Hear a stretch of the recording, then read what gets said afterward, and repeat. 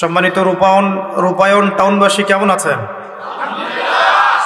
আমরা আল্লাহ পাকের দরবারে শুকরিয়া আদায় করছি যে আল্লাহ রাব্বুল আলামিন আজকে রূপায়ণ টাউনবাসীর উদ্যোগে প্রথমবারের মতো অত্র এলাকায় একটি ওয়াজ মাহফিলের আয়োজন করার তৌফিক দিয়েছেন। সকলেই বলি আলহামদুলিল্লাহ। আমরা দোয়া করি এই আয়োজনকে সফল করতে যারা অর্থ, সময়, শ্রম বা প্রশাসনিক সহযোগিতা দিয়ে আমাদেরকে ধন্য করেছেন, আল্লাহ রাব্বুল আলামিন তাদের দুনিয়াতেও যেন খায়ের করেন, আখিরাতেও যেন আল্লাহ পাক তাদেরকে মাফ করে দেন। আমিন। আমরা আল্লাহ পাকের কাছে দোয়া করি আল্লাহ রাব্বুল আলামিন যেন এরকম আয়োজন প্রতি বছর করার তৌফিক আল্লাহ পাক আমাদেরকে দান করেন, বলি আমিন। আলোচনা তো অনেক শুনলেন, আমি আর কি বলবো? কিছু বলবো? কি বিষয়ে বলবো বলেন? আচ্ছা, আমি নিজের মতো করে কিছু চিন্তা করেছি, ইনশাআল্লাহ কথাগুলো আপনাদের ফায়দা দিবে ইনশাআল্লাহ তাআলা। আমরা আল্লাহর কাছে দোয়া করি আল্লাহ পাক যেন আলোচনা শুনে বুঝে আমল করার তৌফিক দান করেন। পৃথিবীতে একটাই মজলিস আছে, তার নাম ওয়াজ মাহফিল বা দ্বীনের মজলিস, যেখানে মানুষকে টাকা দিয়ে আনতে হয় না, যেখানে মানুষ দ্বীনের প্রতি মহব্বতই চলে আসে। এই যে মানুষগুলো দূর দূরান্ত থেকে এসেছেন, কাউকে কি অর্থের প্রলোভন দেওয়া হয়েছে? খাবার দেওয়া হবে এরকম প্রলোভন দেওয়া হয়েছে? ক্ষমতার কোনো প্রলোভন দেওয়া হয়েছে? আপনারা এসেছেন এখানে আল্লাহ এবং তার রাসূলের কথা শুনতে, দ্বীন ইসলামের প্রতি মহব্বতে, আল্লাহ এবং তার রাসূলের টানে। আমরা দোয়া করি আল্লাহ পাক আজকের এই মজলিসে উপস্থিত শ্রোতা এবং বক্তা সকলকে আল্লাহ রাব্বুল আলামিন তার রহমতের চাদরে ঢেকে নিন, বলি আমিন। রাসূলুল্লাহ সাল্লাল্লাহু আলাইহি ওয়াসাল্লাম বলেছেন, যখন একটা কওম এভাবেই দ্বীনের কিছু কথা শোনার জন্য, জানার জন্য, কোরআন এবং সুন্নাহর আলোচনা শোনার জন্য, জানার জন্য একত্রিত হয়, আল্লাহ রাসূল সাল্লাল্লাহু আলাইহি ওয়াসাল্লাম বলেছেন তাদের উপর আল্লাহ পাকের রহমত বা দয়া এটা বর্ষিত হতে থাকে, সাকিনা বা প্রশান্তি নাজিল হতে থাকে। নবীজি আরো বলেছেন এই পুরো জায়গাটা তখন আল্লাহ পাকের রহমতের ফেরেশতারা ঘিরে নেন, বলি সুবহানাল্লাহ। কোনো সন্দেহ নাই যে আজকে এই রূপায়ণ, এই পুরো টাউনকে আল্লাহ পাকের রহমতের ফেরেশতারা ঘিরে আছেন ইনশাআল্লাহ, কিন্তু আমরা তাকে দেখতে পাচ্ছি না। আমরা কোনো কিছুকে চাক্ষুষ না দেখলেই যে তার অস্তিত্ব নাই এমনটা নয়, আমাদের দৃষ্টির সীমা খুব নগণ্য। রাসূল সাল্লাল্লাহু আলাইহি ওয়াসাল্লাম বলেছেন, যখন ফজরের ওয়াক্ত হয় তখন তোমরা শুনবে মোরগ ডেকে ওঠে, ডেকে ওঠে না? নবী সাল্লাল্লাহু আলাইহি ওয়াসাল্লাম বলেছেন, মোরগ কেন ডেকে ওঠে তোমরা কি জানো? সাহাবীরা বলছেন, আল্লাহ এবং তার রাসূল ভালো জানেন। নবী সাল্লাল্লাহু আলাইহি ওয়াসাল্লাম বলছেন, এই মোরগ আল্লাহ পাকের রহমতের ফেরেশতাদেরকে দেখতে পারে, বলে সুবহানাল্লাহ। অতএব তোমরা তখন এই দোয়া পাঠ করো, আল্লাহুম্মা ইন্নী আসআলুকা মিন ফাদলিক। কি দোয়া? আল্লাহুম্মা ইন্নী আসআলুকা মিন ফাদলিকা। এই দোয়াটা পড়বেন সকালবেলা। তো যে রহমতের ফেরেশতা একটা মোরগ দেখতে পাচ্ছে, আমি দেখতে পাচ্ছি না, তাহলে আমার দৃষ্টির সীমাবদ্ধতা জানান দিচ্ছে একটা মোরগ। আবার আমাদের সবার দেহে আছে আত্মা বা রূহ। নবীকে প্রশ্ন করা হয়েছিল, ইয়াসআলুনাকা আনির রূহ, তারা তোমাকে রূহ বা আত্মা সম্পর্কে জিজ্ঞেস করে। কুল রূহু মিন আমরি রাব্বি, বলে দাও রূহ বা আত্মা হচ্ছে তোমার রবের আদেশ মাত্র। ওমা উতিতুম মিনাল ইলমি ইল্লা কালিলা, এই রূহ সম্পর্কে তোমাদেরকে বেশি জ্ঞান দেয়া হয় নাই। আমরা ঘুমাই, আমাদের দেহ থেকে আত্মা প্রস্থান করে সাময়িকভাবে, আমরা কিন্তু আত্মাকে দেখতে পারি না। যে মানুষ তার দেহের মধ্যে থাকা আত্মাকেই দেখতে পারে না, তার দৃষ্টিভঙ্গি কত সংকীর্ণ এটা কি বোঝার অপেক্ষা আছে? এই গেল আমাদের দৃষ্টি সীমাবদ্ধতা। তাই ফেরেশতারা এই জায়গায় ঘিরে রেখেছেন, এটা আমরা বিশ্বাস করবো ইনশাআল্লাহ তাআলা। আর আমাদের সবার সাথেই দুজন করে ফেরেশতা আছেন। কয়জন ভাই? আর একটা করে শয়তান আছে। কয়টা শয়তান? কিছু কিছু মানুষের সাথে অবশ্য একাধিক শয়তানও থাকতে পারে, তবে নর্মালি একটা মানুষের সাথে একটা করে শয়তানই থাকে। আর এখনকার বিশ্বে বেশিরভাগ শয়তান থাকে পশ্চিমা সভ্যতায়। কিভাবে বুঝলাম? এগুলো বোঝার জন্য দরকার বাসিরা। কি দরকার? বাসিরা মানে হলো অন্তর্দৃষ্টি। এগুলো বোঝার জন্য দরকার আল্লাহর নূর, আল্লাহর পক্ষ থেকে আলো, যেটা আল্লাহ পাক কলবে নাজিল করেন। আপনি প্রটেস্ট্যান্ট ভার্সনে পড়াশোনা করে এবং এই বস্তুবাদী শিক্ষায় শিক্ষিত হয়েই যে আল্লাহ পাকের নূর অর্জন করতে পারবেন কোনো গ্যারান্টি নাই। আল্লাহ পাকের নূর অর্জন করতে হলে আগে আল্লাহ পাকের হুকুম আহকাম ঠিক মতো মেনে চলতে হয়, হালাল রিজিক খেতে হয়, হৃদয়টা মানে কলবটাকে পরিচ্ছন্ন করতে হয়, কলবের মধ্যে কোনো রকম হিংসা বিদ্বেষ রিয়া অহংকার থাকা যায় না। এর উপর বেশি বেশি কোরআন তেলাওয়াত করতে হয়, কবর জিয়ারত করতে হয়, মৌতকে স্মরণ করতে হয়, আল্লাহর জিকির বাড়িয়ে দেওয়া লাগে, ফরজ ওয়াজিবের পাবন্দ হতে হয়, সুন্নত মুস্তাহাব ধরে রাখতে হয় এবং আল্লাহর নূরওয়ালা মানুষদের সাথে চলতে হয়। তখন আল্লাহ পাকের পক্ষ থেকে কলবের মধ্যে নূর আসে। যখন আপনার কলবে আল্লাহর পক্ষ থেকে নূর আসবে, আপনিও বুঝতে পারবেন যে সত্যিই আসলে জগৎটা কেমন আর কি হচ্ছে এই পৃথিবীতে।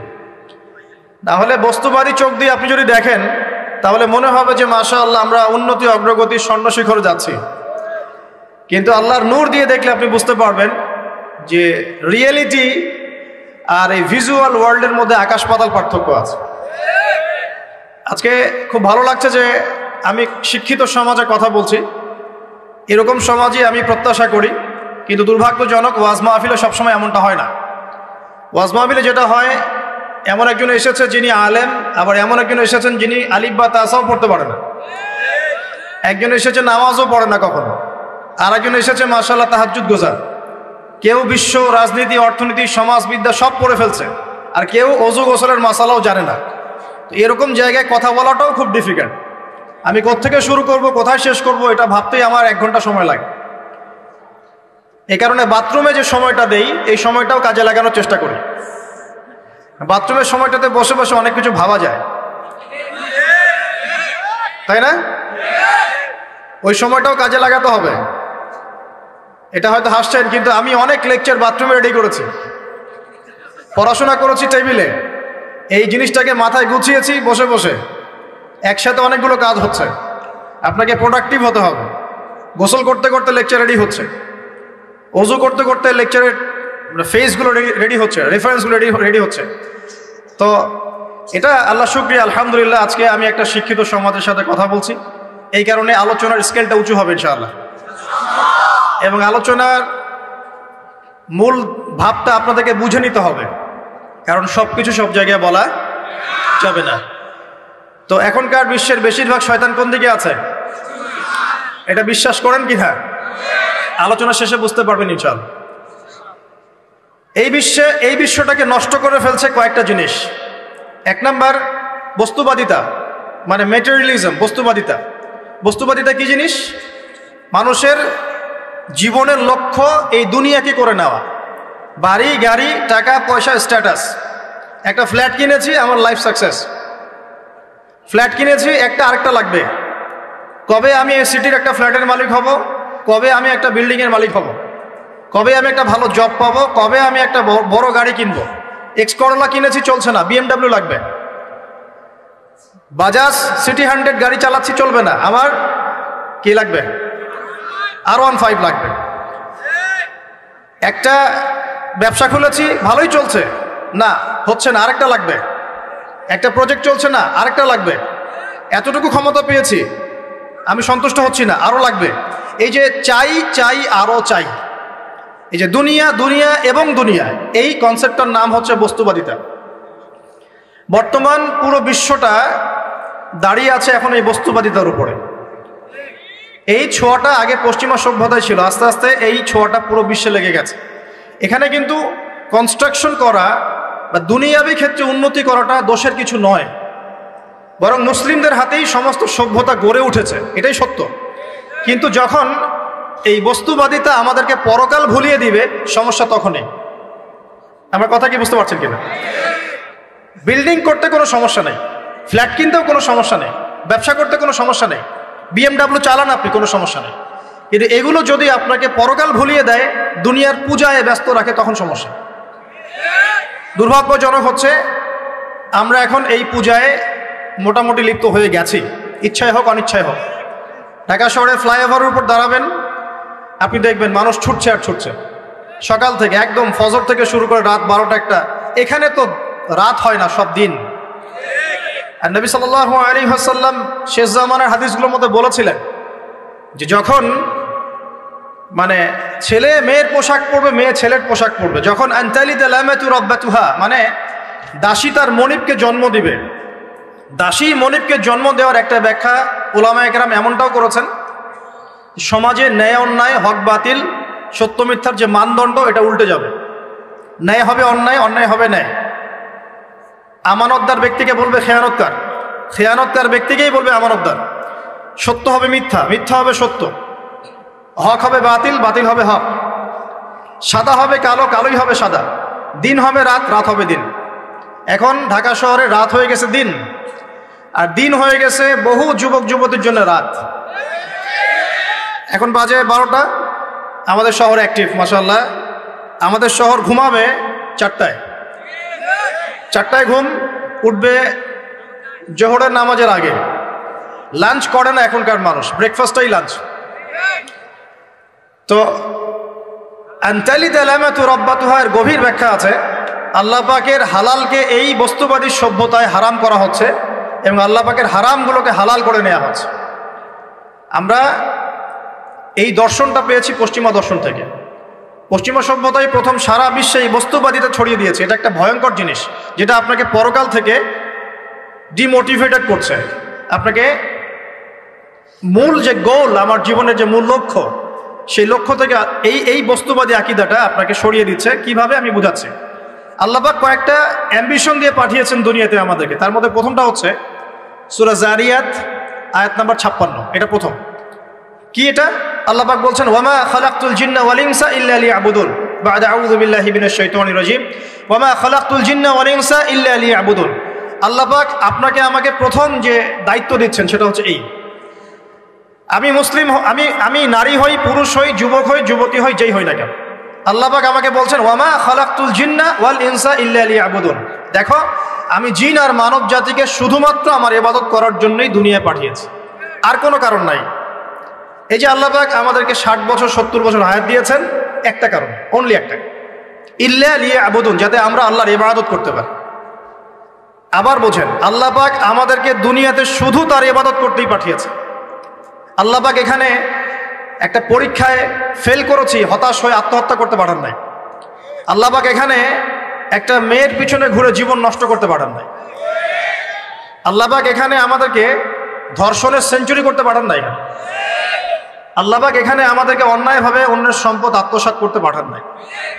মাদকের যে ভয়াল থাবা চলছে, এর মধ্যে নেশায় বুধ হয়ে যাওয়ার জন্য আল্লাহ পাক আমাদেরকে পাঠান নাই। কি জন্য পাঠিয়েছে? পলিটিক্যাল মারামারি করতে আল্লাহ পাঠান নাই আমাদেরকে দুনিয়ায়। সোশ্যাল ক্ষমতার দ্বন্দ্বে লিপ্ত হওয়ার জন্য পাঠান নাই। মিলস, ইন্ডাস্ট্রিজ অ্যান্ড ফ্যাক্টরিজের নেশায় বুধ হয়ে পরকাল ভুলে যাওয়ার জন্য আল্লাহ এখানে পাঠান নাই।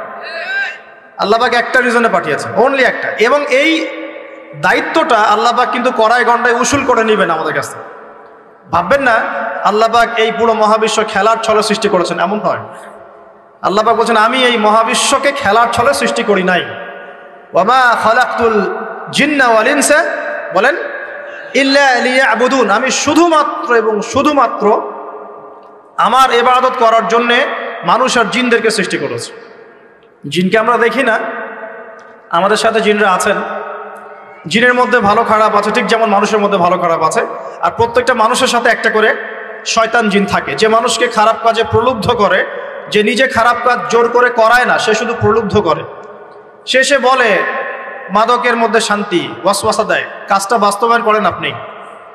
সে বলে যে এটা তো ছেলে মেয়ের ফ্রেন্ড, বয়ফ্রেন্ড গার্লফ্রেন্ড কালচার, বন্ধুত্ব, এটা এমন কিছু নয়, জেনা করেন আপনি। সে বোঝায় যে টাকা পয়সা আর্ন করতে হবে, বউ বাচ্চাকে সিকিউর করতে হবে, সুদটা খান আপনি। সে বোঝায় যে তুই তো একসময় চলে যাবি, সন্তানদের জন্য কি রেখে গেলি, তখন ঘুষটা খান আপনি। সে বোঝায় যে অন্যের সম্পদ যদি আত্মসাৎও করি, শেষ বয়সে কাবা ঘরে গিয়ে হজ করে নিব, ব্যাস, দ্যাটস অল, আমার পুরো আমল নামা চকচকা হয়ে যাবে। এভাবে শয়তান ওয়াসওয়াসা দেয়, কিন্তু কাজটা করি আমরা। কোনো সময় কোনো সময় শয়তান দাড়ি টুপি পাগড়ি জুব্বাওয়ালা মানুষকেও নেক্সট স্রোতে ধোকা দেয়। কোন স্রোতে?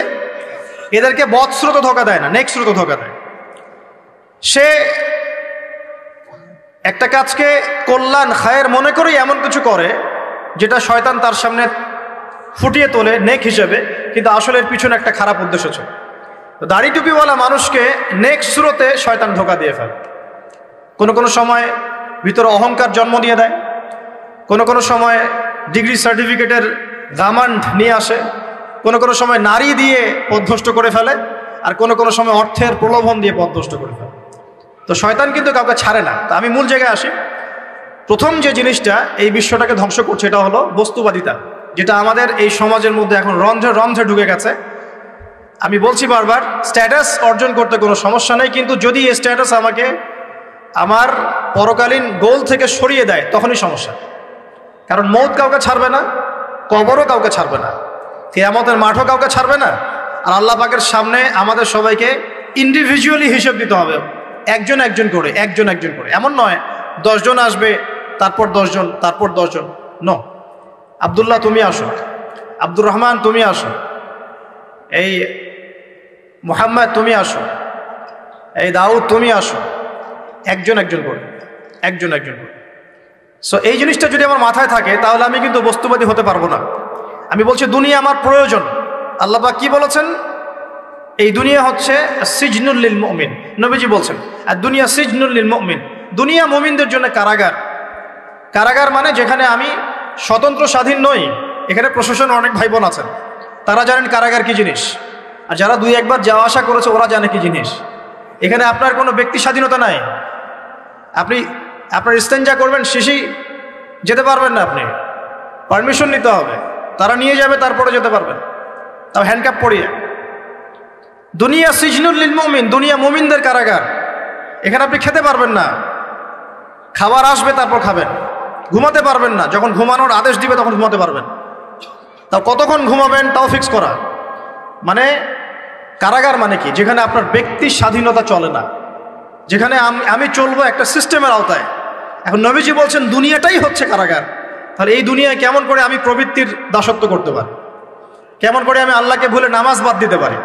কেমন করে জাকাত সেই কবে ফরজ হয়েছে, মিল ইন্ডাস্ট্রিজ ফ্যাক্টরিজ করেছি, জাকাত দেই না। রমজান মাস যায় আসে, রোজাও রাখি না, তারাবি পড়তে পারি না।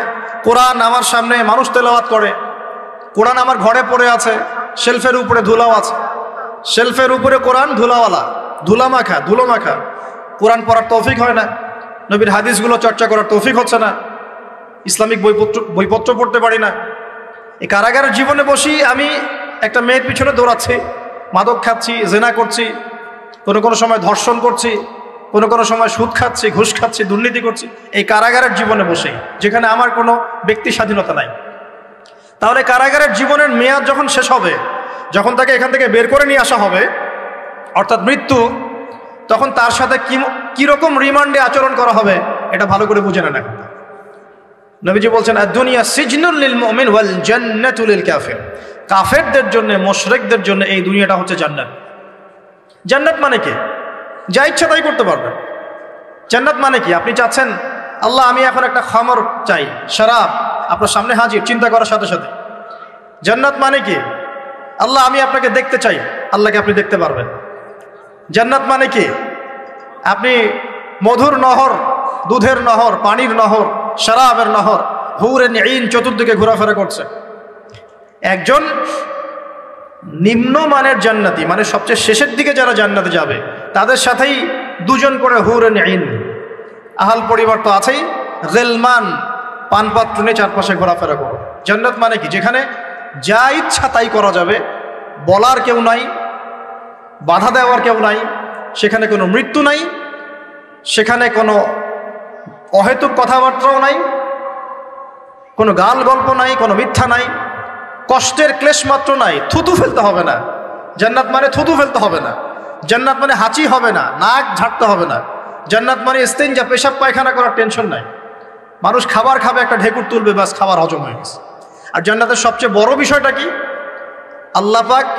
আল্লাহ পাককে আমরা এই চোখ দিয়ে দেখতে পারবো ইনশাআল্লাহ। আর তার সমকক্ষ একটা বিষয় হচ্ছে আল্লাহ পাক বলে দিবেন যে আমি তোমাদের সবার উপর সন্তুষ্ট হয়ে গেলাম, যাও কোনোদিন অসন্তুষ্ট হও, ব্যাস দ্যাটস অল। এখন আপনি যত কিছুই করেন এই বস্তুবাদী জীবনে, মনে একটা ভয় থেকে যাবে। আপনি বিশ্ব নেতা হয়েছেন, বড় শিল্পপতি হয়েছেন, পলিটিশিয়ান হয়েছেন, ইকোনমিস্ট হয়েছেন, মনে একটা ভয় থেকে যাবে যে মরতে আমাকে হবে, আল্লাহ আমাকে ধরবেই, হিসেব আমাকে দেওয়া লাগবেই, কবরে আমাকে একাই যাওয়া লাগবেই, আমাকে কিয়ামতের মাঠে দাঁড়াতে হবে আল্লাহর সামনে। মনে একটা ভয় কাজ করে, যদিও বাইরে মানুষ দেখায় যে কোনো ভয় নাই। মানুষ বাইরে অভিনয় করে, মানুষ সমাজের মানুষের সাথে বাইরে একটা অভিনয় করে। কোনো কোনো ক্ষেত্রে আমরা নিজেরাই নিজেদের সাথে অভিনয় করি। কথা সাহিত্যিক হুমায়ুন আহমেদের নাম শুনেছিলেন? শুনেছেন? ইন্তেকাল করেছেন। একটা সময় ছিল আমরা স্কুলে পড়তাম, কলেজে পড়তাম, মাঝে মাঝে টুকটাক এ ধরনের কিতাব বইপত্র পড়া হয়েছে। হিমু, মিসির আলী এইসব পড়া হয়েছে। শরৎচন্দ্র, বঙ্কিমচন্দ্র, রবীন্দ্রনাথ, নজরুলের কবিতাগুলো, ইভেন শেক্সপিয়ার, অ্যাডাম স্মিথ সহ, যিনি অর্থনীতির জনক। যাই হোক, তিনি তার বইয়ের মধ্যে লিখেছিলেন যে এই পুরো দুনিয়াটা হচ্ছে অভিনয়ের মঞ্চ। কথা সাহিত্যিক তিনি বলছেন তার মতো করে, এই পুরো দুনিয়াটাই অভিনয়ের মঞ্চ, আর আমরা সবাই নিজ নিজ জায়গায় অন্যের সাথে অভিনয় করছি। কোনো কোনো ক্ষেত্রে আমরা নিজেরা নিজেদের সাথে অভিনয় করছি। তিনি বলছিলেন আমরা সবাই অভিনেতা, আর সবচেয়ে বড় অভিনেতা হচ্ছে পলিটিশিয়ানরা, কারণ তাদেরকে অনেক বড় মঞ্চে অভিনয় করতে হয়। এটা আমার কথা না, হুমায়ুন আহমেদের কথা, পড়ে দেখেন তো। আল্লাহ পাক পাঠিয়েছেন তার ইবাদত করতে, আর এই বস্তুবাদী জগৎ আমাদেরকে ভুলিয়ে দিল কিভাবে? কয়েকটা প্রলোভন দিল। প্রথম প্রলোভন হচ্ছে টাকা, তারপরে জীবনে কি করব প্রতিষ্ঠিত হওয়ার চিন্তা, তারপরে চাই চাই আরও চাই এই একটা আকীদা দর্শন, তারপরে আমার স্ত্রী সন্তান আহাল পরিবারের কি হবে, আর আরেকটা দর্শন আছে, এটাকে বলে চারবাক দর্শন। এবং দুঃখের সাথে বলতে হয় আমাদের রবীন্দ্রনাথ ঠাকুর কিন্তু এই দর্শনের মানুষ ছিলেন। চারবাক কিরকম? তার কবিতা পড়লে দেখবেন লিখে আছে, দুহাতে যা পাও হাত পেতে নাও, দুহাতে যা পাও হাত পেতে নাও, বাকির খাতা শূন্য থাক, বাকির খাতা শূন্য থাক। ঠিক চারবাক দর্শন, এটা ফিলোসফি পড়েছেন, এখানে অনেক টিচারও আছেন আমি জানি, তারা এই কথাগুলো বুঝবেন। চারবাক দর্শন কেমন? ঋণ করে ঘি খাও, ঋণ করে ঘি খাও, যতদিন বাঁচবে সুখে বাঁচবে, এটা হলো চারবাক দর্শন। তো দুহাতে যা পাও হাত পেতে নাও, বাকির খাতা শূন্য থাক, মিল আছে না? ঋণ করে হলো ঘি খান, যেভাবে হোক ঘি খান আপনি, মানে ঋণ করে হলো ঘি খান, যতদিন বাঁচবেন সুখে বাঁচবেন। তাহলে এই দর্শনগুলো বস্তুবাদী না? বুঝতে পারছেন কিনা? ম্যাটেরিয়ালিজম, বস্তুবাদিতা, মানে আপনি চোখের সামনে যা দেখছেন এই দুনিয়া, যেভাবে হোক অর্জন করে নেন, বাকির খাতা শূন্য থাক। ইসলামিক কনসেপ্ট এ টোটাল ডিফারেন্ট কনসেপ্ট। ইসলামের ঈমান, আকীদা, ইসলাম, পরকাল, মুহাম্মদ সাল্লাল্লাহু আলাইহি ওয়াসাল্লামের আদর্শ সম্পূর্ণ ডিফারেন্ট। আমরা বলি কি, এই দুনিয়াতে আমরা মুসাফির, দুনিয়াতে আমরা কি মুসাফির, কে কতদিন থাকবো কোনো ঠিক নাই। নবীজি বলছেন, হে আব্দুল্লাহ বিন ওমর, তুমি দুনিয়াতে মুসাফিরের মতো থাকো, সকালবেলা উঠলে সন্ধ্যার অপেক্ষা করো না, সন্ধ্যাবেলা হলে সকালের অপেক্ষা করো। দর্শনের মধ্যে কত পার্থক্য না, আকাশ পাতাল পার্থক্য না? এখন যদি এই বস্তুবাদী দর্শন দিয়ে আপনি চলাফেরা করেন, তাহলে তো আপনার লাইফের অ্যাম্বিশন হবে একটা ফ্ল্যাট, আর ওটা এনি হাও আপনাকে অ্যাচিভ করতে হবে, legal way or illegal way, আপনাকে অ্যাচিভ করতেই হবে, অ্যাচিভ করতেই হবে, যেহেতু আপনার মোটিভটা হচ্ছে ম্যাটেরিয়ালিজম, বস্তুবাদিতা। আর নবী সাল্লাল্লাহু আলাইহি ওয়াসাল্লাম কি বলছেন? সকালে ঘুম থেকে উঠলে সন্ধ্যার অপেক্ষা করো না, সন্ধ্যাবেলায় থাকলে সকালের অপেক্ষা করো না। তুমি দুনিয়াতে মুসাফিরের মতো থাকো, তোমার যতটুকুতে দুনিয়া চলে যায় এতটুকুতে সন্তুষ্ট থাকো। নবীজি আরো বলছেন, তুমি কখনো উপরের দিকে চোখ দিয়ে হেঁটো না, রাস্তায় যখন হাঁটবে উপরের দিকে দেখো না। লা তানজুরু ইলা মান হুয়া আসফালা মিনকুম, যারা তোমাদের উপরে আছে ওদের দিকে দেখো না, বরং তুমি দেখো যে তোমার নিচে কারা আছে। আবার বলছি, নবীজি বলছেন, তোমরা হাঁটবে যখন রাস্তায় চলাফেরা করবে, তোমাদের উপরের দিকে দেখবে না যে তোমাদের উপরে কারা আছে, অলওয়েজ দেখবা তোমাদের নিচে কারা আছে, তোমাদের চেয়ে খারাপ কারা আছে। এক ভাইকে আপনি দেখবেন আপনি সুস্থ, তার হাত নাই। আরেক ভাইকে দেখবেন আপনি সুস্থ, তার চোখ নাই। এক ভাইয়ের পা প্যারালাইজড হয়ে গেছে, এক ভাইয়ের বডি প্যারালাইজড, একজন হার্টের রোগী, একজন ডায়াবেটিসের রোগী। আপনি সুস্থ আছেন, অথচ ওই ব্যক্তির অনেক টাকা পয়সা আছে, আপনার নাই। এখানে কে ধনী বলেন দেখি? আপনি না সে? আপনার সুস্থতা আছে। আরেক ভাইয়ের অনেক বড় বড় ফ্ল্যাটস, কিন্তু আপনার এতটুকু নাই, ছোট্ট একটা বাসা। আপনার কষ্ট লাগে, আমারও যদি এমন হতো। ওই বাসায় গিয়ে দেখলেন যে ইন্টারনালি সে ব্যক্তি সুখে নাই, তার পরিবারে অশান্তি, হৃদ্যতা, ভালোবাসার বন্ধন নাই, আপনার পরিবারে আছে। একটা রিক্সাওয়ালা সারাদিন রিক্সা চালিয়ে 500-1000 টাকা আর্ন করে বাসায় চলে গেল, গিয়ে বাসা আলু ভর্তা, ডিম ভাজা, ডাল দিয়ে ভাত খাচ্ছে, সুখে আছে, দিব্যি বউয়ের সাথে গল্প করছে, চাঁদ দেখছে। আর সেই তো কবে আপনি ওয়াইফ কিনে চাঁদ দেখেছেন ঠিক নাই।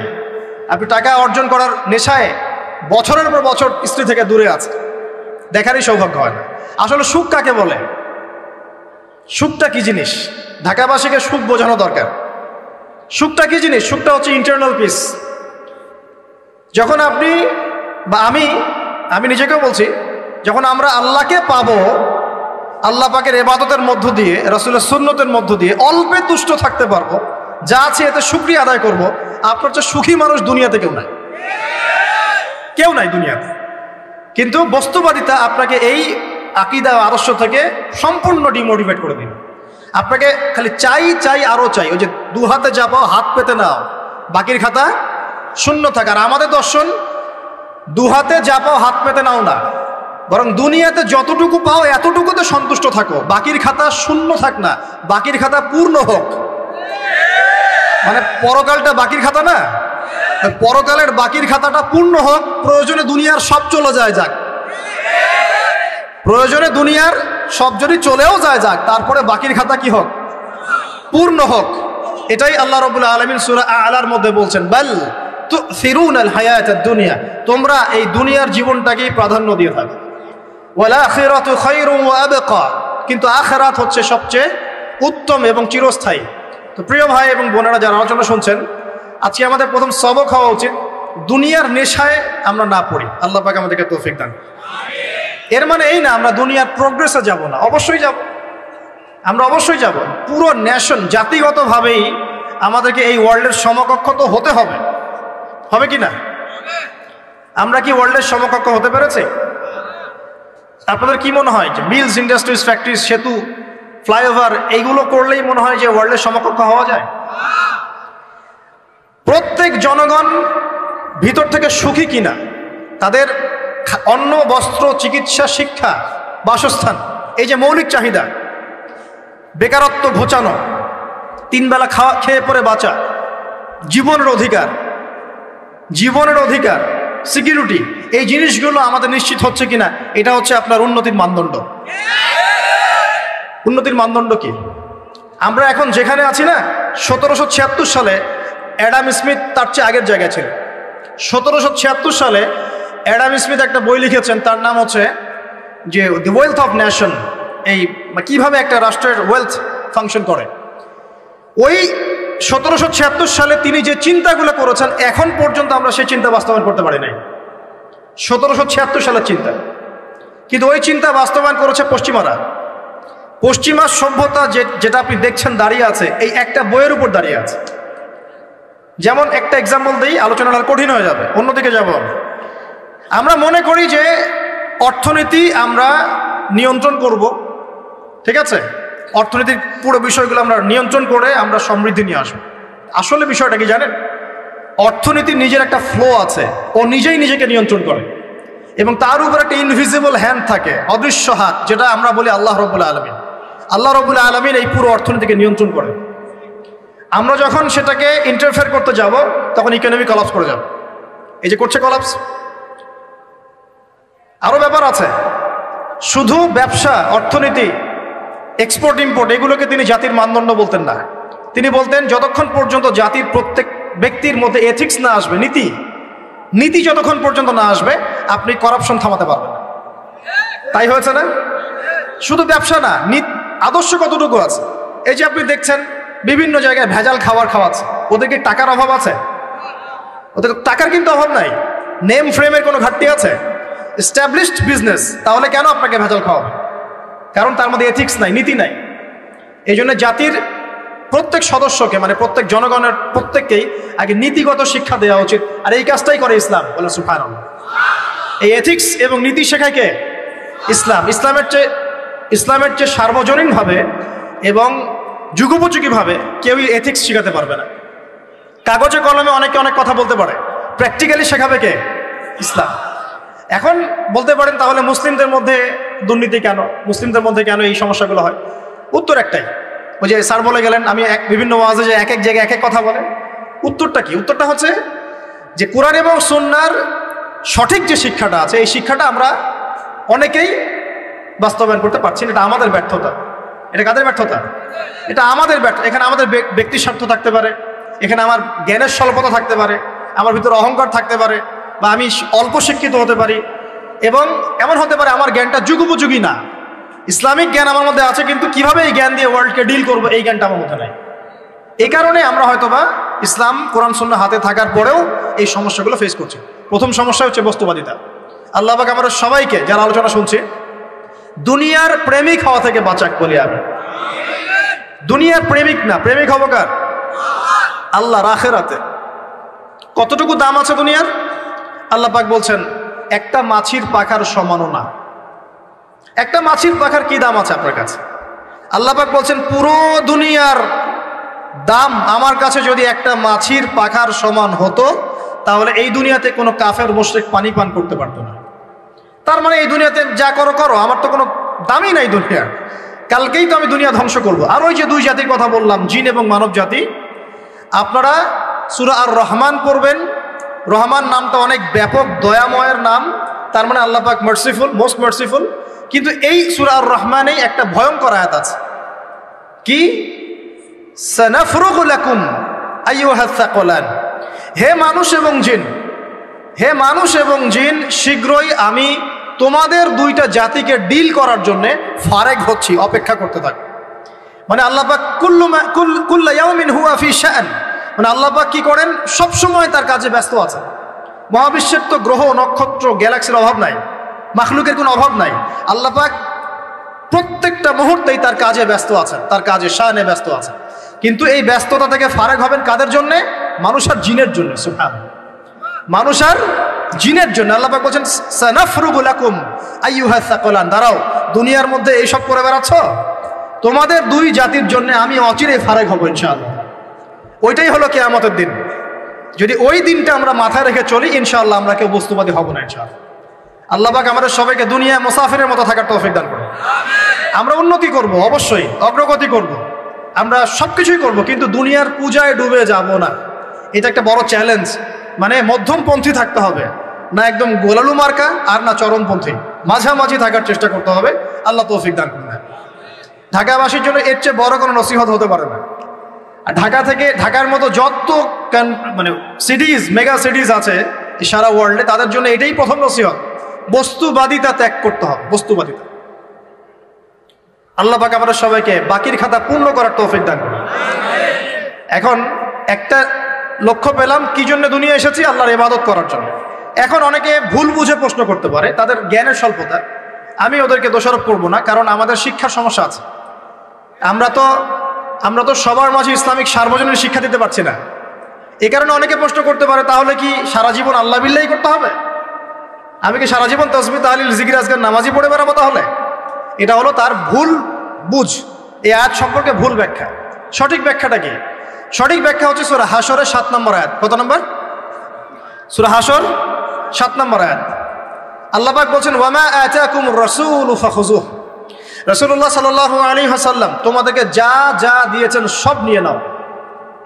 ওয়ামা নাহাকুম আনহু ফান্তাহু। রাসূল যা থেকে বিরত থাকতে বলেছেন সমস্ত বিষয় থেকে দূরে থাকো।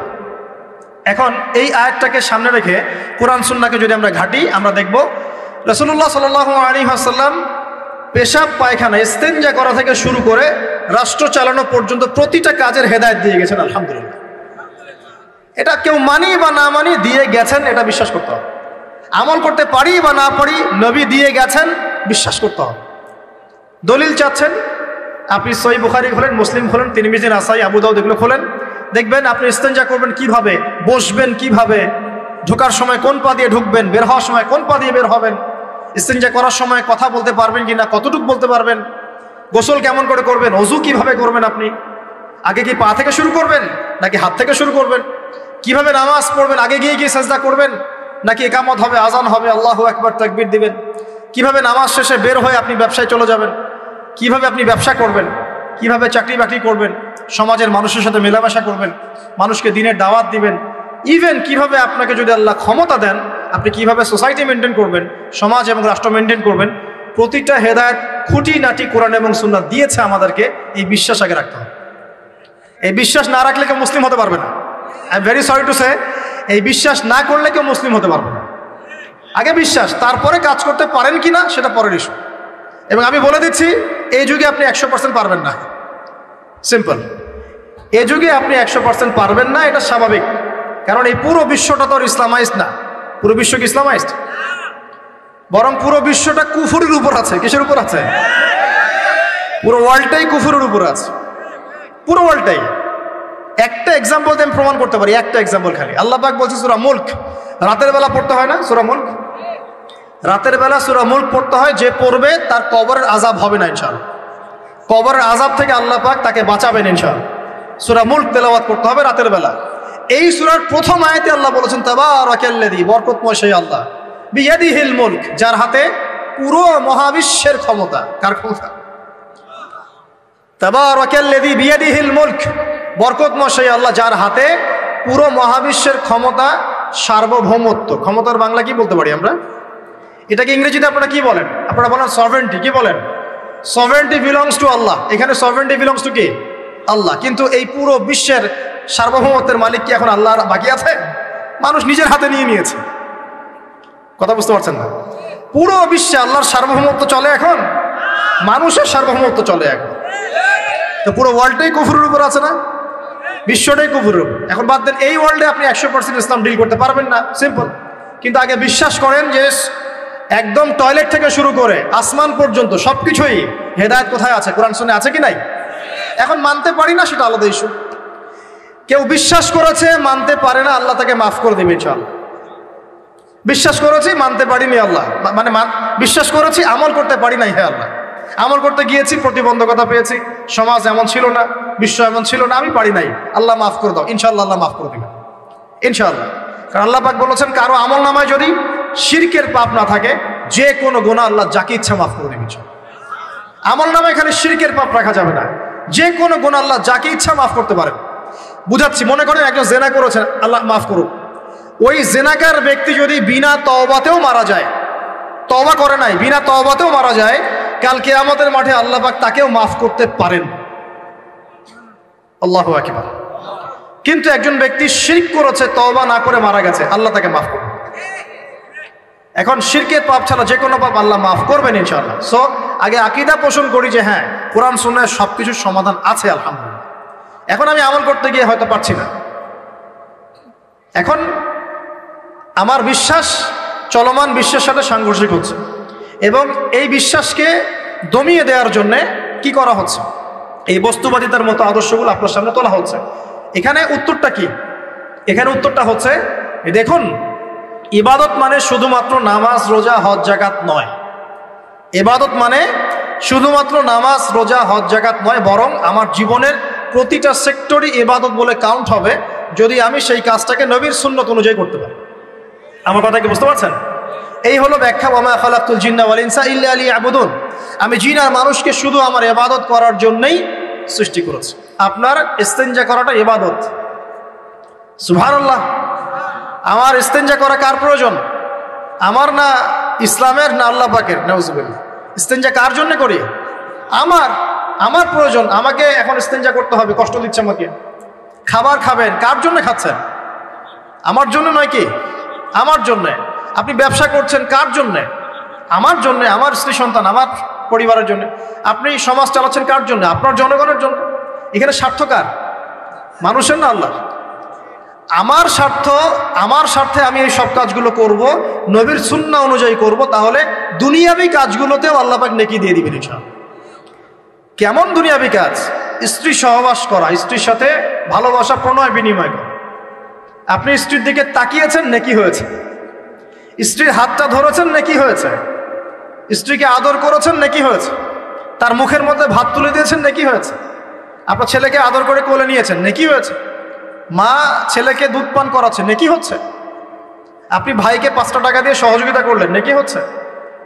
একজন এসে বসতে পারছে না, জায়গা ছেড়ে দিলেন, নেকি হচ্ছে। ইভেন রাস্তায় হাঁটছেন, এক মুসলিম ভাইয়ের সাথে সাক্ষাৎ হলো, সালাম দিলেন, মুচকি হাসি দিলেন, নেকি হয়ে গেল। তাহলে আমরা কিভাবে বলতে পারি যে ইসলাম কি শুধু নামাজ রোজা হজ জাকাতকেই স্বীকৃতি দেয়, এগুলো করতেই দুনিয়াতে আসছি, নাকি সব কাজই ইবাদত? আমার আলোচনা কি কঠিন হয়ে যাচ্ছে?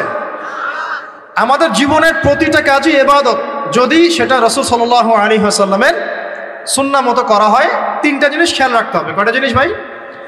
এক, সেই ইবাদত হতে হবে আল্লাহর সন্তুষ্টির জন্য। এই যে আমি স্ত্রীর মুখে ভাত তুলে দিচ্ছি, তার কাছ থেকে কিছু পাওয়ার আশায় নয়, আমি দিচ্ছি আল্লাহর সন্তুষ্টির জন্য। আমি যে একজন মুসলিম ভাইকে হাসি মুখে সাক্ষাৎ করলাম, ও আমাকে ভালো বলবে, পরে আমাকে হেল্প করবে, এমন এই জন্য নয়, আল্লাহ পাক সন্তুষ্ট হবেন তাই। আমি নামাজে দাঁড়িয়েছি, লোকে আমাকে ভালো বলবে এই জন্য দাঁড়াই নাই, দাঁড়িয়েছি কেন? যাতে আল্লাহ আমাকে কাল কিয়ামতের মাঠে বাঁচান। আমি দাড়ি ছেড়ে দিয়েছি কেন? মানুষ আমাকে হুজুর বলবে তাই, এই জন্য নয়, বরং আল্লাহর রাসূলের সুন্নাত জীবিত করেছি, ইনশাআল্লাহ আমি 50 জন শহীদ সাহাবীর নেকি পাবো ইনশাআল্লাহ। কেন আমি টাকনুর নিচে কাপড় পরছি না? কারণ কি মানুষ আমাকে বলবে নতুন ফ্যাশন?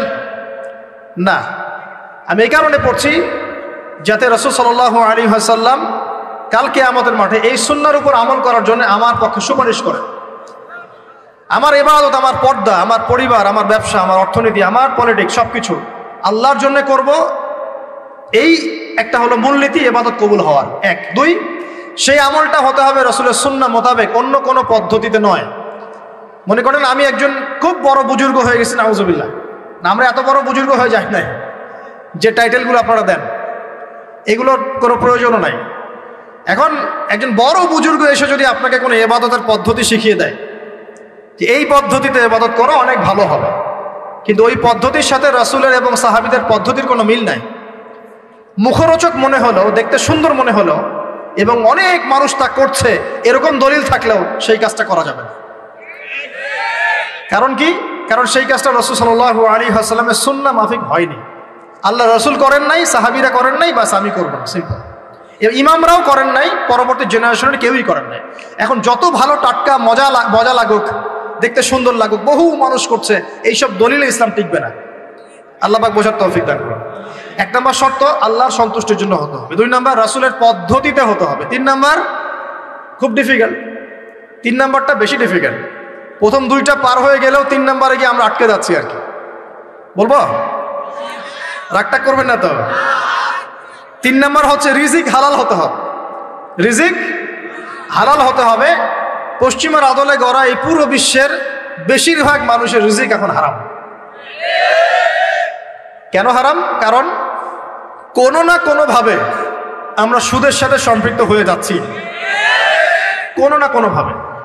আর নবীজি অনেক আগেই বলেছিলেন, 1400 বছর আগে, যে একটা জামানা তোমাদের সামনে আসবে, যে মানুষ সুদ খেতে চাইবে না তার গায়েও সুদের ছিটাফাটা গিয়ে লাগবে। লাগছে কিনা? এখন আপনি খেতে চাইবেন না, আপনাকে মেসেজ পাঠিয়ে দেওয়া হবে আপনার অ্যাকাউন্টে এত টাকায় যোগ হয়েছে। কি করবেন এখন? টাকাটা আপনি সুদের টাকা। সুদের টাকা মানে কি?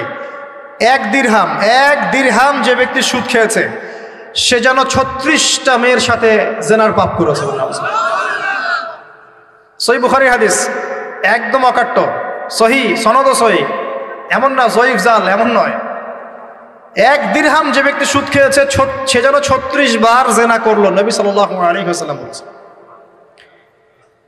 আর এই হাদিস তো আপনারা জানেন যে সুদের পাপের 73টা শাখা আছে। নিচের শাখা হচ্ছে মায়ের সাথে জেনা করা, মাকে বিয়ে করা, আর উপরের শাখা হচ্ছে আল্লাহ এবং তার রাসূলের সাথে যুদ্ধ করা। এগুলো অবলীলায় করছি আমরা। আর নবীজি বলছেন 4 শ্রেণীকে আমি অভিশাপ দিয়ে গেলাম।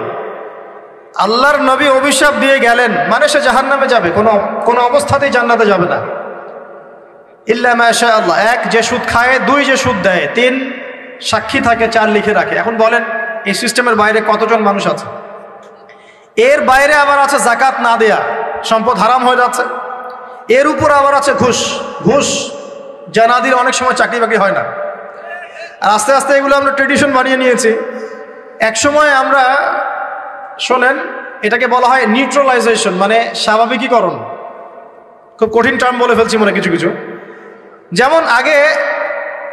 ধর্ষণ হলে আমরা খুবই সোচ্চার ছিলাম এবং সারা এলাকা ফেটে যেত, এত বড় কথা।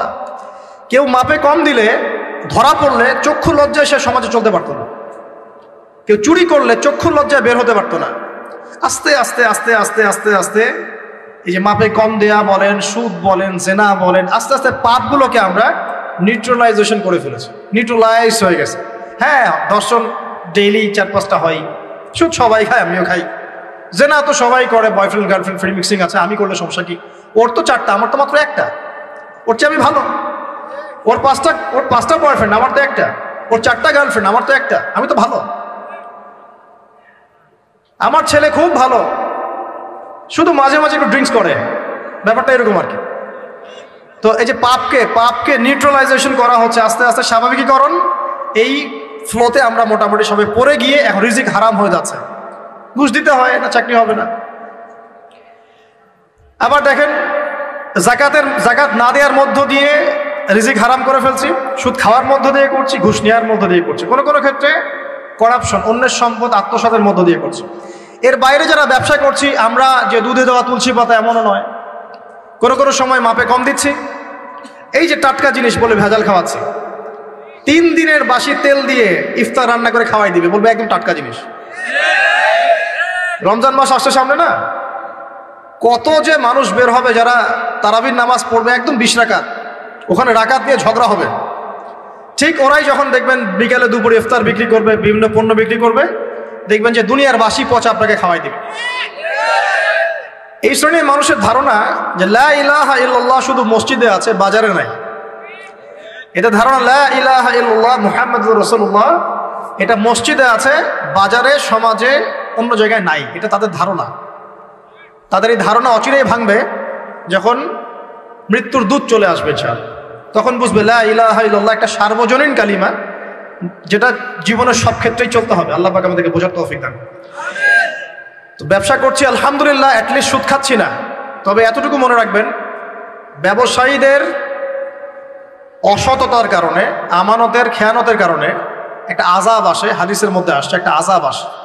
নবীজি বলেছেন, যখন একটা জাতির ব্যবসায়ীরা মাপে কম দেওয়া শুরু করে, মিথ্যা কসম করে পণ্য বিক্রি করা শুরু করে এবং আমানতের খেয়ানত করে, তখন ওই জাতির উপর দুর্ভিক্ষ চাপিয়ে দেওয়া হয়। কি চাপিয়ে দেওয়া হয়? দুর্ভিক্ষ চাপিয়ে দেওয়া হয়। মনে করছেন যে হয়তো দুর্ভিক্ষ নাই, পুরো ওয়ার্ল্ড ওয়াইড একটা নীরব দুর্ভিক্ষ চলছে এখন আস্তে আস্তে। সকালে একটু আগে বলেছিলাম না, গরিব মানুষ আলু ভর্তা, ডাল আর ডিম ভাজা দিয়ে ভাত খেত আগে। এখন তারা বলে আমরা ডিমই দেখতে পারি না চোখে। ডিমও খাওয়ার এখন সামর্থ্য হচ্ছে না অনেকেরই। আপনি শোনেন, আমি একটা জব করতাম, মনে করেন স্যালারি পেতাম 5,000 টাকা, এখন পাচ্ছি 10,000 টাকা। কিন্তু 10,000 টাকা স্যালারি পাওয়ার পরেও আগে 5,000 টাকা দিয়ে আমি সংসার চালাতে পারতাম, এখন 10,000 টাকা দিয়ে পারছি না। কারণ কি?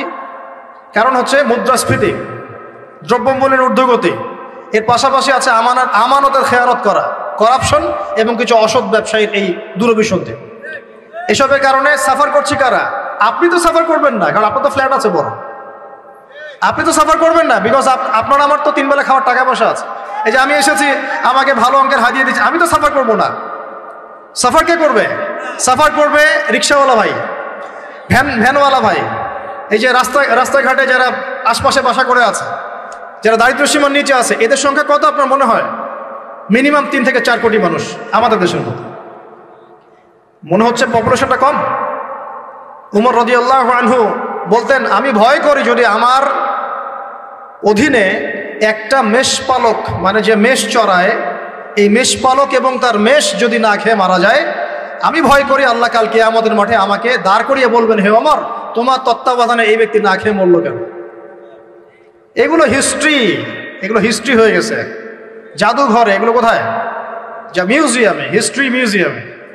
কিন্তু এটাই ইসলাম। এখন সলিউশন কি? একটু এই জায়গায় কথা বলে সামনে যাই, একটু মনোযোগ দেন। সলিউশনটা কি? প্রথম কথা হচ্ছে আমাদের সবাইকে আমানতদার হতে হবে ভাই, প্লিজ। যে যার জায়গা থেকে আমানতের পরিচয় দিয়ে আল্লাহ পাক তৌফিক দান করুন। 2 নাম্বার, অল্পে তুষ্ট থাকার চেষ্টা করতে হবে। অল্পে তুষ্ট থাকার চেষ্টা করি, আল্লাহ তৌফিক দান করুন।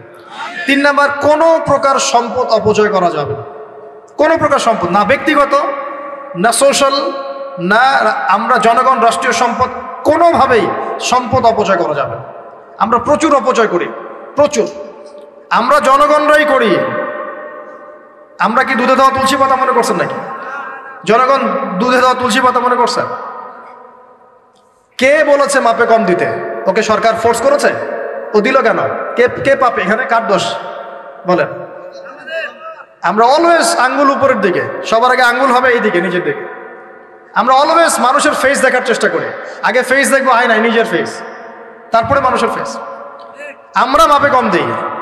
আমরাই তো সুদ খাচ্ছি, আমরাই ঘুষ নিচ্ছি, আমরা দুর্নীতি করছি, আমরা মানুষের সম্পদ অন্যায়ভাবে হস্তক্ষেপ করছি, আমরা রাষ্ট্রের সম্পদ অপচয় করছি। আমরা সিগন্যাল দিয়েছে, আপনি মানলেন না। তো সিগন্যাল দিয়েছে, মানলেন না। এখানে তো আপনি খেয়ানত করলেন। টোল দিয়েছে, টোল, আপনি ফুস করে গাড়িটা টান দিয়ে চলে গেলেন, আপনি তো খেয়ানত করলেন। এখানে এই ট্যাক্স তো রাষ্ট্রের পাওনা ছিল, দীর্ঘদিন বিল পড়ে আছে, আপনি দিচ্ছেন না বিল, ট্যাক্সের টাকা দিচ্ছেন না, বিল দিচ্ছেন, আপনি তো খেয়ানত করছেন। এই হিউজ অ্যামাউন্ট অফ যদি করাপ্টেড মানিগুলোকে এক জায়গায় করা যায় না, বাংলাদেশ হবে নিউ ইয়র্ক, একদম থেকে নিউ ইয়র্ক। বস্তুবাদিতার কথা বলছি, বস্তুবাদিতার দিক থেকে, কনস্ট্রাকশন এইসবের দিক থেকে আর কি, life first lane of life, এই দিক থেকে যে জিডিপি এরকম থাকবে যদি সব করাপশনের টাকাগুলোকে আপনি জড়ো করতে পারতেন। কিভাবে সম্ভব? কে নিবে এই উদ্যোগ? আল্লাহ পাক এমন ব্যক্তিত্ব উপর থেকে নিয়ে আসুন বলি আমিন। দোয়া করতে কোনো দোষ আছে? X Y Z whoever he is, এটা বড় কথা না। বড় কথা হচ্ছে কার হাতে ইনসাফ প্রতিষ্ঠা হয়। আল্লাহ পাক তৌফিক দান। আল্লাহ পাক আমাদের সবাইকে তৌফিক দান, সবাইকে সবার জায়গা থেকে সৎ হওয়ার তৌফিক দান। আল্লাহ পাক সবার আগে আমাকে সৎ হওয়ার তৌফিক দান এবং আপনাদের সবাইকে সৎ হওয়ার তৌফিক দান। আগে ভালো মানুষ হই, আগে ভালো মানুষ হই। আমি আমাদের মাদ্রাসার স্কুলের টিচারদেরকে আগে বুঝাই, এটা ছাত্রদেরকে এই পুঁথিগত বিদ্যা পরে শেখান, আগে শিখান তারা কিভাবে ভালো মানুষ হবে। ওদেরকে মোরালিটি শিখান, এথিক্স শিখান। বই পুস্তকে ডিগ্রি সার্টিফিকেট অর্জন করে আমি কি করব যদি আমি ভিতর থেকে মানুষ হতে না পারি? অনেক ডিগ্রি আছে আমার, কিন্তু আমি তো হিংসা করি মানুষকে, আমি আত্মঅহংকারে ভুগি, আমি অন্যের উন্নতি দেখতে পারি না, আমি মিথ্যা বলছি, প্রতারণা করছি, তাহলে আমি তো ভিতর থেকে পুঁথিগত বিদ্যায় দক্ষ হয়ে আল্লাহর কাছে পার পাবো না। পাবো? আল্লাহ পাক আমাদের সবাইকে ভিতর থেকে ভালো হওয়ার তৌফিক দান করুন বলি আমি। এটা করতে হলে প্রথম ট্র্যাক যেটা বললাম ভাই, দুনিয়ার নেশায় ডুবে যাওয়া যাবে না।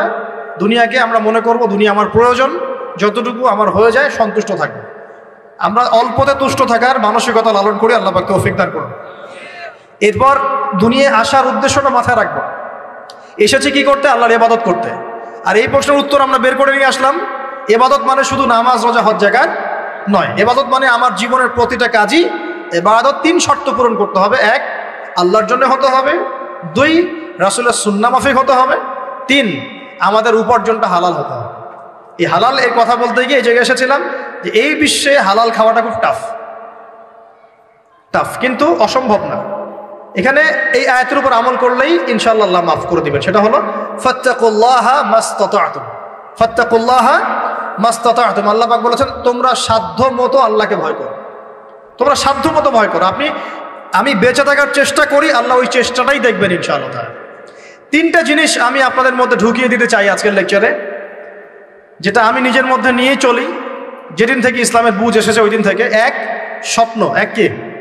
স্বপ্ন। আপনি স্বপ্ন দেখতে শেখেন, ড্রিম বিগ। আপনি বড় স্বপ্ন দেখতে শেখেন। স্বপ্ন দেখেন যে ইনশাআল্লাহ একদিন পুরো বাংলাদেশ কেন পুরো বিশ্বে ইসলামের জয় জয়কার হবে ইনশাআল্লাহ। কথিত ইসলাম না, প্রকৃত ইসলাম ইনশাআল্লাহ। কথিত আর প্রকৃত ইসলাম কিন্তু এক না। কথিত ইসলাম মানে ইসলামের নামে ধর্ম ব্যবসাও আছে, ইসলামের নামে মাজার পূজা আছে, ইসলামের নামে অনেক ভণ্ডামি আছে না? ইসলামের নামে অনেক কিছু চলে যেগুলো আসলে ইসলামের সাথে সম্পর্কিত না। মানুষ করছে, মানুষ ইসলাম মনে করে। আমরা কথিত ইসলামের কথা বলছি না, প্রকৃত ইসলামের কথা বলছি। কোন ইসলাম? যে ইসলাম রাসূল সাল্লাল্লাহু আলাইহি ওয়াসাল্লামের যুগে ছিল, সেই ইসলাম। যে ইসলাম আবু বকর সিদ্দিকের যুগে ছিল, যে ইসলাম উমর ইবনুল খাত্তাবের যুগে ছিল, যে ইসলাম উসমান আলী রাদিয়াল্লাহু আনহুমা তাদের যুগে ছিল, যে ইসলাম আদম থেকে নিয়ে মুহাম্মদ সাল্লাল্লাহু আলাইহি ওয়াসাল্লাম পর্যন্ত 1,24,000 নবী রাসূল আল্লাহর জমিনে প্রতিষ্ঠা করে গেছেন, ওই ইসলামের কথা বলছেন। বড় স্বপ্ন দেখেন ইনশাআল্লাহ। এই স্বপ্নে আমিও একটা ভূমিকা রাখবো ইনশাআল্লাহ।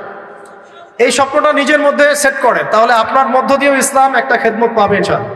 সবাই লেকচারার হবে না, কেউ হয়তো বই লিখবে, কেউ হয়তো ইসলামের জন্য গাইবে, ইসলামের জন্য কবিতা লিখবে, ইসলামের জন্য ইকোনমিক কোনো প্রজেক্ট লঞ্চ করবে, ইসলামের জন্য পলিটিক্যাল সেকশনে দুর্নীতি কমাই দেবে, ইসলামের জন্য হয়তো কেউ কনস্ট্রাকশনাল রেভলিউশনারি কাজ করবে, ইসলামের জন্য নেশনকে এগিয়ে নিবে।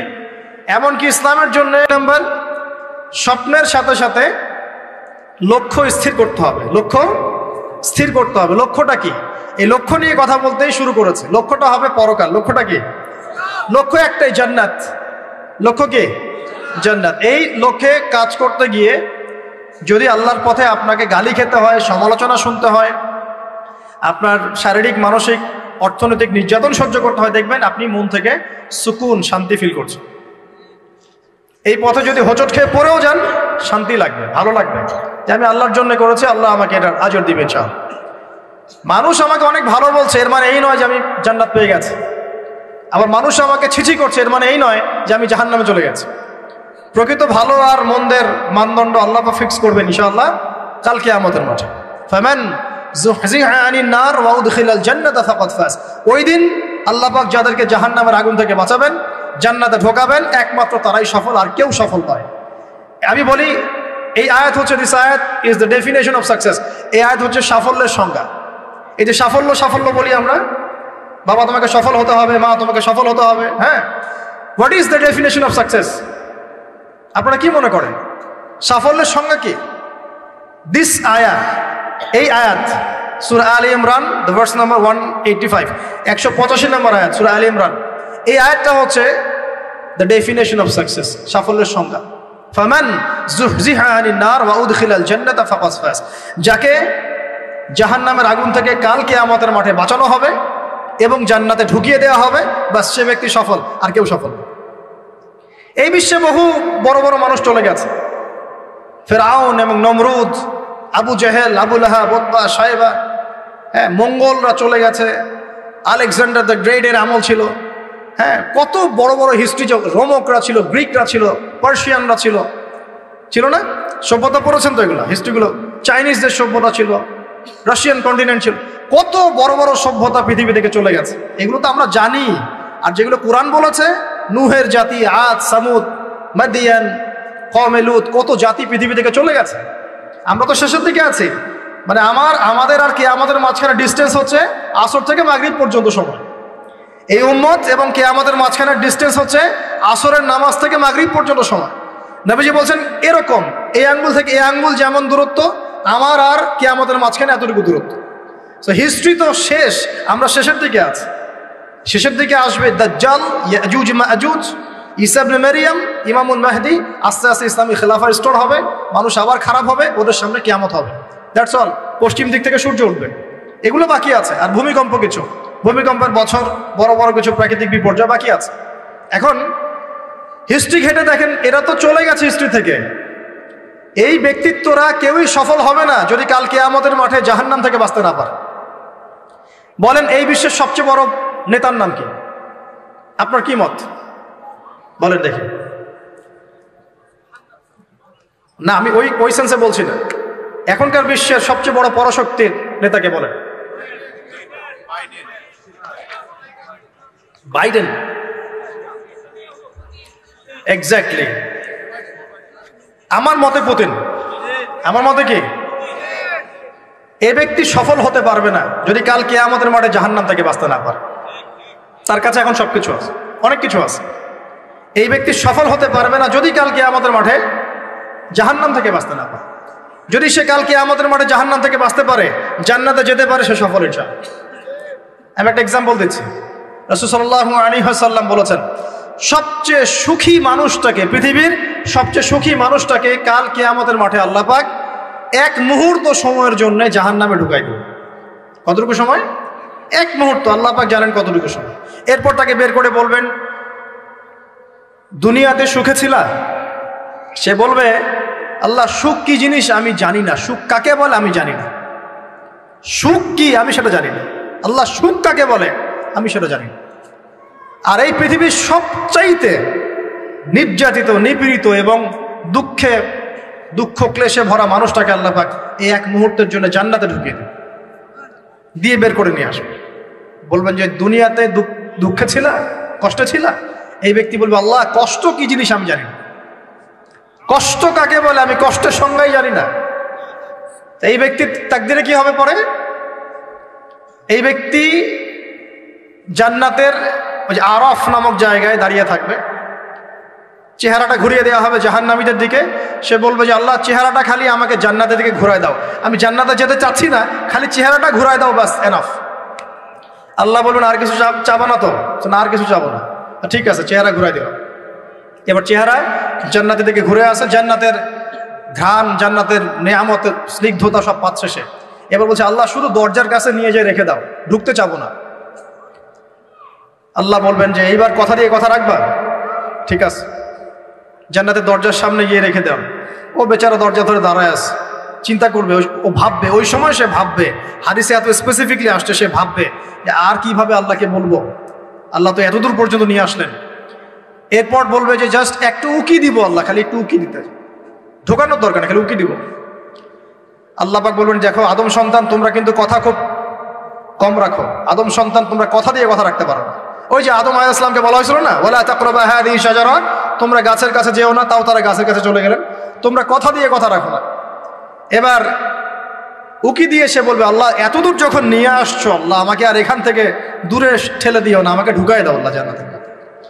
আল্লাহ পাক তাকে জান্নাতে ঢুকাই দিবেন এবং এই দুনিয়ার চাইতে 10 গুণ বড় জান্নাত তাকে দিবেন ইনশাআল্লাহ। তাহলে আমরা বুঝতে পারলাম যে দুনিয়ার বাস্তবতা কি আর আসল প্রকৃত সাফল্য কাকে বলে। আরেকটা কথা বলি, এক ব্যক্তিকে জাহান্নামের শাস্তি দেওয়া হবে বছরের পর বছর, অনেক বছর, অনেক বছর, কত বছর আল্লাহ ভালো জানেন। কারণ জাহান্নামের উপর থেকে ছেড়ে দেওয়ার পরে জাহান্নামের তলায় গিয়ে পৌঁছাতেই মানে কত হাজার হাজার বছর পার হয়ে যাবে মানুষ জানে না। এত গভীর জাহান্নাম, এত গভীর। আমরা তো এখন নাসাকে ইলাহ বানিয়ে নিয়েছি, নাসা যা বলে তাই বিশ্বাস করি। ও বলে মঙ্গলে পানি আছে, আমরা বলি হ্যাঁ পানি আছে। ও বলে চাঁদে এই আছে, আমরা বলি হ্যাঁ সেই আছে। নাসা যদি এখন বলে জাহান্নাম নামে একটা জায়গা আছে, কালকে দেখবেন সব মানুষ বিশ্বাস করছে জাহান্নাম নামে একটা জায়গা আছে। এটা হলো যে সায়েন্সকে আমরা এখন উপাস্য বানাচ্ছি, এটা একটা শিরক, এটা আধুনিক শিরক। আধুনিক আরো শিরক আছে, আল্লাহর হালালকে হারাম করা, আল্লাহর হারামকে হালাল করে দেওয়া। ওইদিকে আমি যাচ্ছি না।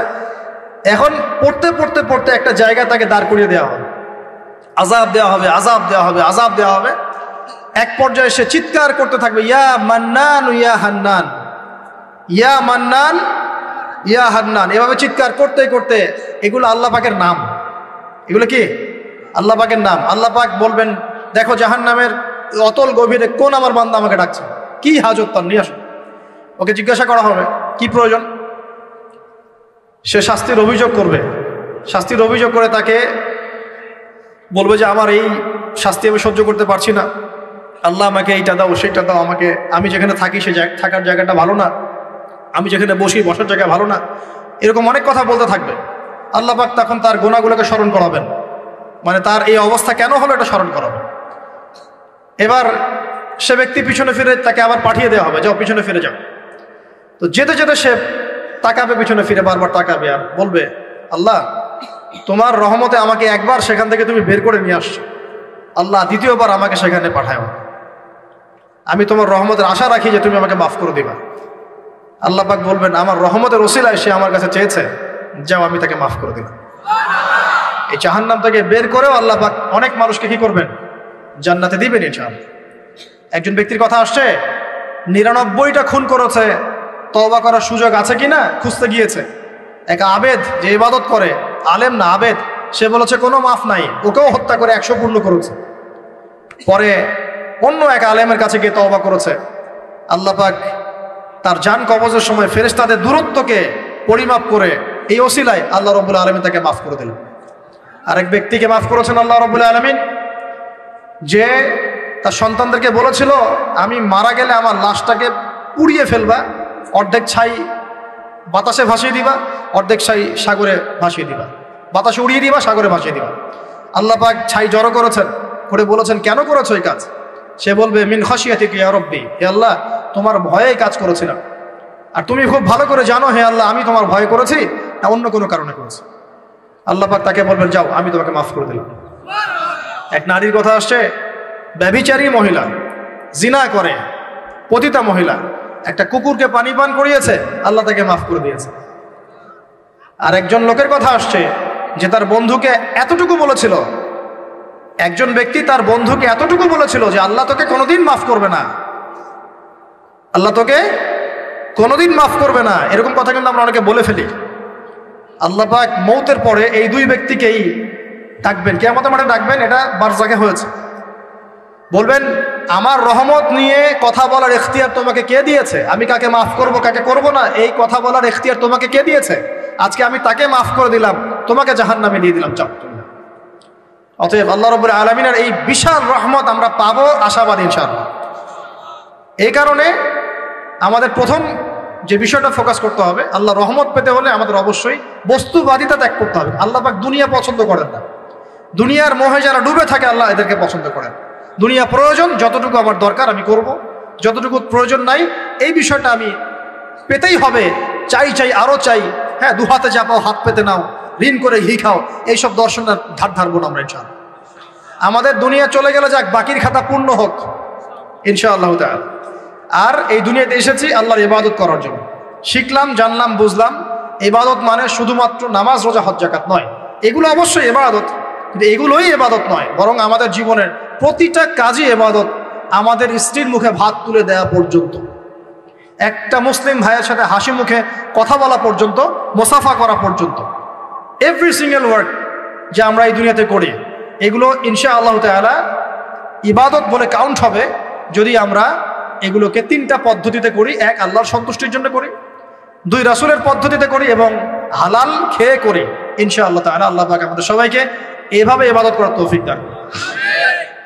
আর শেষ করার আগে আমি আর কয়েকটা পয়েন্ট টাচ করে শেষ করে দিচ্ছি, রাত অনেক গভীর হচ্ছে। আসন্ন রমজান মাস আমাদের সামনে আছে। আমাদের সামনে বলতে এই তো 2 সপ্তাহ হয়তো বাকি নাই। আমি কয়েকটা পয়েন্ট খালি আপনাদের সাথে শেয়ার করব, যে এই পয়েন্টগুলো যদি একটু ফোকাস করি, রমজান মাসটা গুনাহ মাফের উৎসব হবে ইনশাআল্লাহ। আমরা কলেজ লাইফে পড়তাম একটা ওয়ার্ড, উৎসবের উৎসাহ। উৎসবের উৎসাহ, এই যে ছায়ানট, উদীচী, এইসব জায়গায় যারা থাকে না, এরাও এই শব্দগুলো জানে ভালো। উৎসবের উৎসাহ, ওরা বলে যে জাগতে হবে রাত আলো জ্বেলে রেখে উৎসবের উৎসাহে, মানে রাত জাগতে হবে আলো জ্বেলে রেখে উৎসবের উৎসাহে। আমাদের এই দুনিয়ার জীবনের হায়াত কিন্তু খুব লম্বা না, খুব লম্বা কি 60 থেকে 70। এর মধ্যে আল্লাহ পাক কিছু উৎসবের উৎসাহ দিয়েছেন, যেমন শবে বরাত, যেমন শবে বরাতের রাত। এই রাতে ব্যক্তিকেন্দ্রিক তো কিছু ইবাদত করা যায়, সামগ্রিক না হলে। এই রাতে আল্লাহ পাক সবাইকে মাফ করেন, 2 শ্রেণীর মানুষ বাদ দিয়ে, মুশরিক, মুশাহিন, শিরক করে যারা, হিংসা বিদ্বেষ পোষণ করে যারা, এদের বাদ দিয়ে। শাবান মাস বেশি বেশি নবী রোজা রাখতেন। আরাফার দিন, আশুরা, মুহররম, জিলহজ মাসের প্রথম 10 দিন কিছু উৎসবের উৎসাহ আল্লাহ দিয়েছেন, তাই নাই? সবচেয়ে বড় উৎসব কোনটা বলেন তো? এই যে রমজান মাস। এখন এই মাসে আলো জ্বালা থাকবে উৎসবের উৎসাহে। কিভাবে? প্রথম কথা বলি, দুনিয়াবি বাজার ঘাট, শপিং টপিং যা যা আছে আগে ভাগে এই কয়দিনে করে ফেলেন, যাদের সামর্থ্য আছে। যাদের সামর্থ্য নাই তারা, আমি বলেছি, প্রজেক্ট করতে হবে, সোশ্যাল প্রজেক্ট। আমরা সামর্থ্যবানদের টাকাগুলোকে কিছু সৎ মানুষ কালেক্ট করবেন, করে যাদের সামর্থ্য নাই তাদের ঘরে মাসের বাজার পৌঁছে দেবেন। করা যাবে না ইনশাল্লাহ? আমরা যারা এইসব জায়গায় থাকি আমরা মনে করি সোসাইটির সবাই এমন। সোসাইটির সবাই এমন নয়। অনেক মানুষ হয়তো খেয়ে পরে থাকতে পারে না, সবাই আমাদের মতো খায় না। আমরা 10টা আইটেম নিয়ে বসে খেতে, অনেকের আলু ভর্তা জোটে না, আছে না? আমরা আমাদের যাকাত, আমাদের ওশর, আমাদের ফিতরা, আমাদের সাদাকাতুল ফিতর, আমাদের সাদাকা এবং ইফতারের প্রজেক্টগুলোকে সুন্দর করে প্যাকিং করে 1 মাসের বাজার করে দেওয়ার ক্ষমতা আমাদের নাই। একজন করে পরিবারের দায়িত্ব নেওয়ার ক্ষমতা আমাদের নাই। আপনি একটা নেন, আপনি একটা নেন, আপনি একটা নেন, আপনি 2টা নেন, আপনি 5টা নেন। দেখবেন ইনশাআল্লাহ তাআলা যখন আমরা খাবার ভাগাভাগি করে খাবো, ইনশাআল্লাহ সমাজে দারিদ্রতা কমে যাবে ইনশাআল্লাহ। কি উন্নতি, কি সবার মধ্যে সম্প্রীতি ছড়িয়ে দেওয়া উন্নতি, সবার মধ্যে এই যে ভালোবাসা ছড়িয়ে দেওয়াটা কিন্তু সমাজের উন্নতি। উন্নতি মানে আমরা আসলে কি বুঝি? খালি কনস্ট্রাকশন নির্মাণ করার উন্নতি? সবার মধ্যে সম্প্রীতি ছড়িয়ে দেওয়াটা উন্নতি।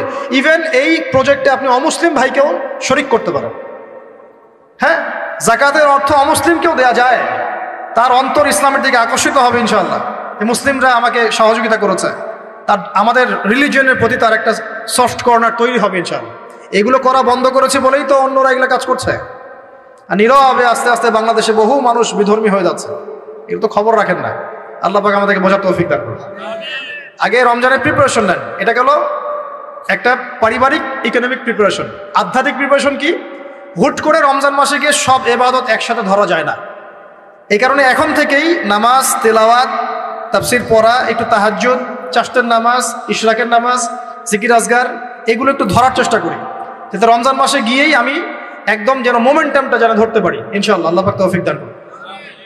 3 নম্বর হচ্ছে অপচয় করবো না রমজান মাসে। অনেকদিন বলছি 5টা খেজুরে যদি ইফতার হয়ে যায়, 6 নম্বর খেজুর আপনার খাওয়ার দরকার নাই, আপনি দান করে দেন।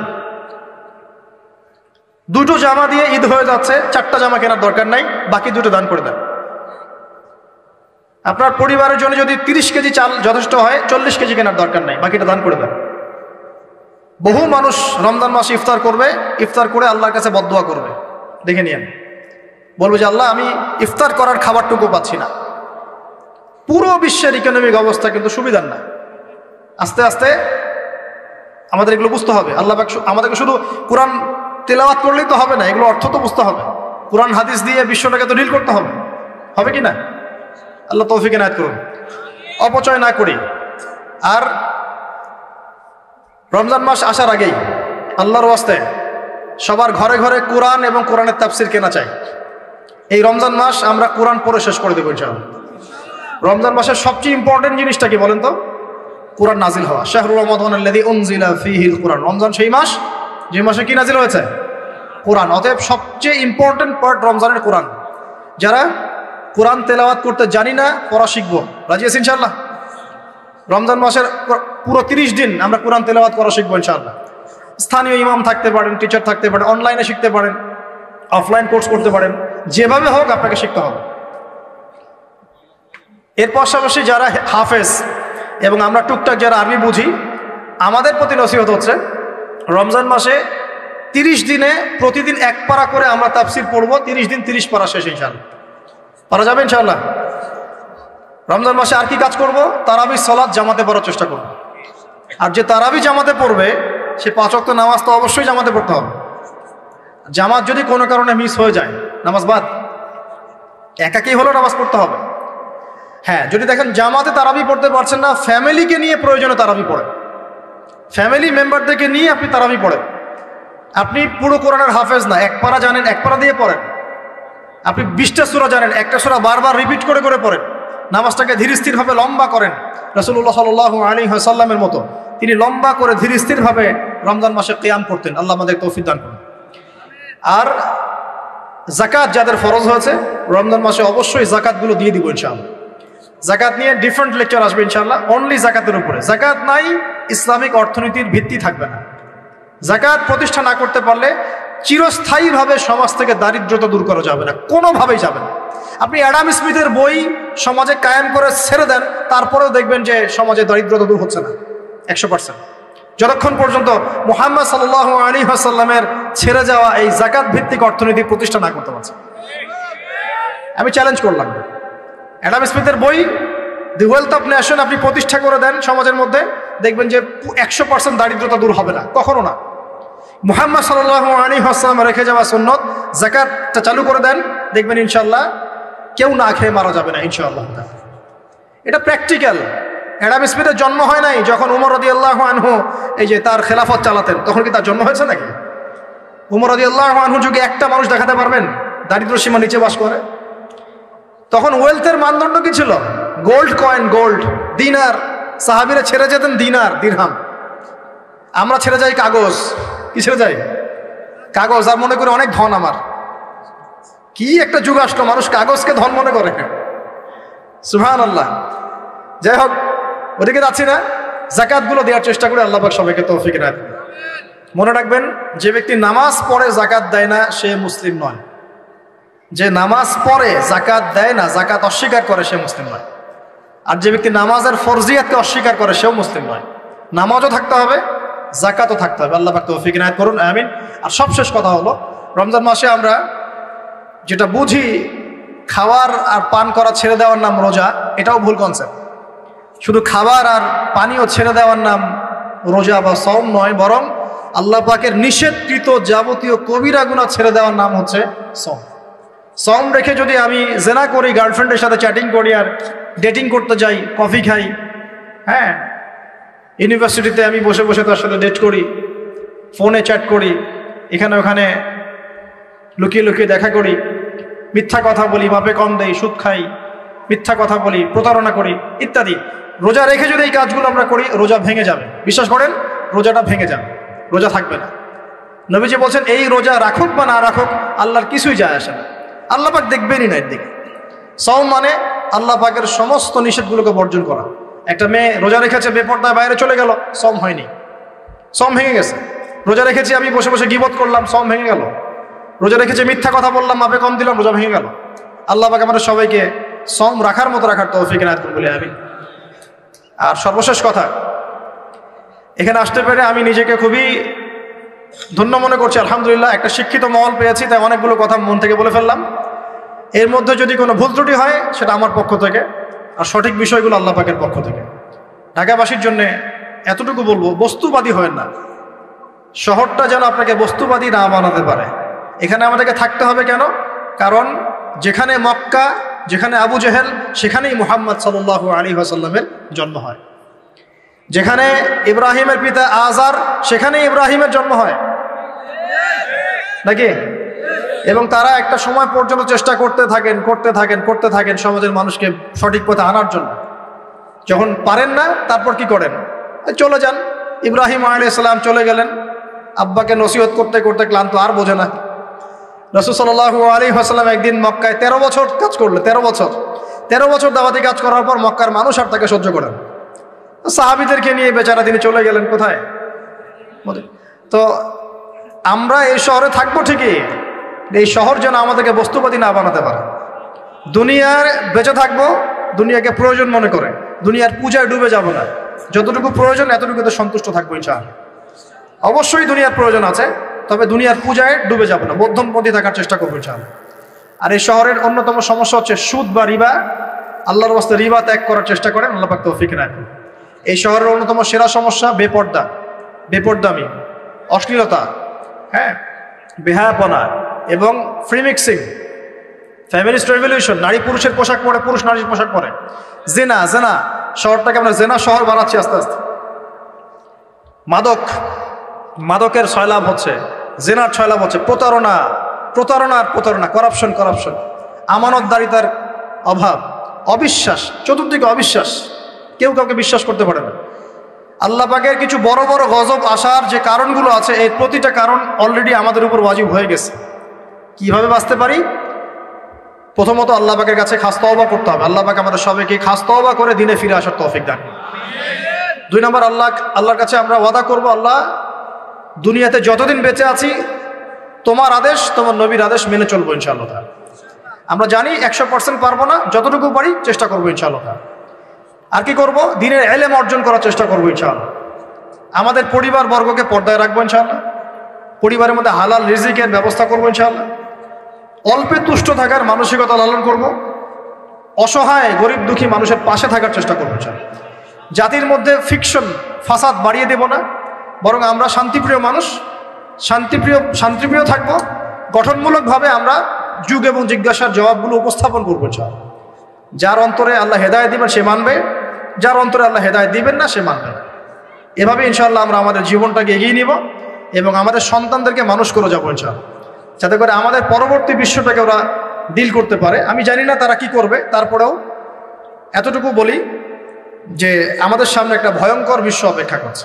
যদি আমরা এখন সচেতন হতে না পারি এবং এই প্র্যাকটিক্যাল কাজগুলো করতে ব্যর্থ হই, আগামী দিনগুলো আমাদের জন্য খুব শুভকর হবে বলে আমি মনে করি না। আল্লাহ রাব্বুল আলামিন আমাদের সবাইকে কথাগুলো বোঝার এবং আমল করার তৌফিক ইনায়াত করুন, আমিন। আকুলু কওলি হাযা আস্তাগফিরুল্লাহ লি ওয়া লাকুম ওয়া লিসাইরিল মুসলিমিন। বারাকাল্লাহু লানা ওয়া লাকুম বিল আয়াতিল হাকীম।